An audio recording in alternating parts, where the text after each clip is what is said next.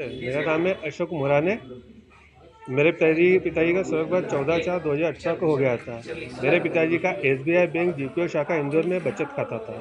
मेरे पिताजी किसी को नॉमिनी बना के नहीं गए थे। तो बैंक के नियम अनुसार जितने भी कानूनी उत्तराधिकारी रहते हैं, सबको अपना अपना सम्मति पत्र नोटराइज करा के बैंक में जमा करना पड़ता है, तो बैंक पैसा ये निकाल के वही देता है। इंग्लिश में। बैंक में पैसा निकलने के पहले मैं ये लिखित में आपत्ति दस्तावेज दर्ज मैंने करा के 11 आया था मई कि को शेष राशि होल्ड पर जबकि डाल दी 5 जाए। मई को आपत्ति लगा के आया उसके तो बाद बैंक मुझे वाले कुछ देख रहे समय हैं कि इसने पश्चात हिंदी पता में चला कि बैंक अक्षर वालों ने लेन बैंक में देन कर लिखित दिया। आपत्ति दर्ज करा के आया जब सूचना के तो अधिकार बोल में रहे हैं मैंने एक बार बैंक से दिखाइए इसका अक्षर जानकारी कहाँ है। प्राप्त करके आपने बैंक से पैसा ये निकाल के बैंक से कैसे दे वेरीफाई दिया करा खाते के से, लेके आया था तो बैंक वालों ने इसके मुझे ऊपर सूचना के अधिकार में ये सारा दावा त्यागपत्र प्रस्तुत किया, जिसमें मेरे नाम के फर्जी हस्ताक्षर किए गए हैं और नोटरी राइज किसी मोहनपाल वेंडर के पास किए गए हैं। ये मेरे फर्जी हस्ताक्षर किए कितना गए और अक्षर होता नोटरी है किसी उसमें? मोहनपाल वेंडर के पास किए गए हैं। अब मोहनपाल वेंडर कौन है, ना तो इस व्यक्ति को जानता हूँ, ना कभी इसकी दुकान पर गया हूँ। जिसकी शिकायत मैंने 26/9/2023 को आजाद नगर थाने पे करी। तो 10 महीने जांच करने के बाद मुझे कहा गया कि इसमें 420 ये बोले घटना क्षेत्र हमारा थाना नहीं लगता है। एसबीआई बैंक जीपीओ शाखा इंदौर सवितान थाने के अंतर्गत आता है। तो मेरा केस उन्होंने वहाँ ट्रांसफ़र कर दिया।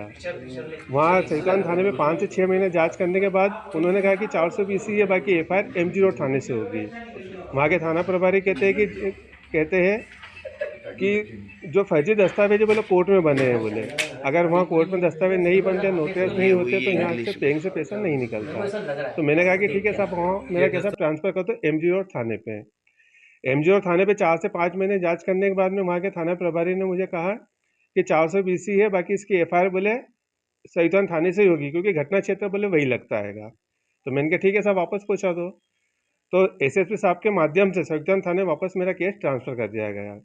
उसके बाद मैं थाने गया तो पुलिस वाले मुझे कहते हैं कि आप किसी बड़े अधिकारी को आवेदन दो, तो बोले प्रकरण दर्ज होगा बोले। मैंने कहा ठीक है साहब।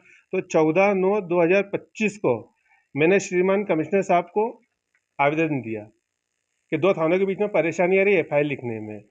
तो वापस से मैं फिर सवितान थाने गया। तो वापस से मुझे यही बात दोहराई गई कि आप बोले एमजी थाने जाओ, बोले एफआईआर वहीं से दर्ज होगी, आपका केस हम वहीं ट्रांसफ़र कर रहे हैं। जब मैं एमजी थाने गया तो मुझे वहाँ के थाना प्रभारी साहब ने कहा कि हमें थोड़ा समय दो बोले।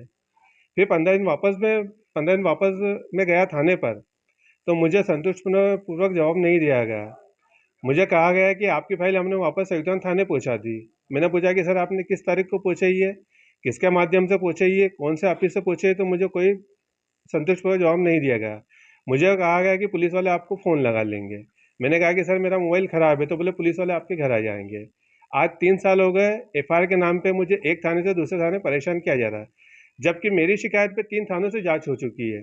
आजाद नगर थाने से भी जांच हो गई है, सवितान थाने से भी हो गई, एमजी थाने से भी हो गई है। आपने आरोप लगाया कि आपको जान का खतरा है और आप इंदौर छोड़ के बाहर रह रहे हाँ, मेरी जान को खतरा है। मेरे भाई बहन प्रॉपर्टी का काम करते हैं।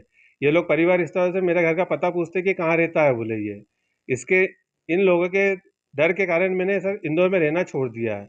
अभी मैं मनावर में रह रहा हूँ, मैं, मेरी पत्नी, मेरा बच्चा। आपको किनसे खतरा है? मुझे खतरा है दिलीप मोराने, राकेश मोराने से। ये मेरे सगे भाई है, दोनों बड़े भाई है। इन लोगों से मेरे को जान का खतरा है। कहाँ रहते हैं? ये लोग 219 पौनपुरी कॉलोनी, रिंग रोड, यही निवास स्थान है इनका। आपका नाम है? मेरा नाम है अशोक मोराने, सन ऑफ शंकरलाल मोराने।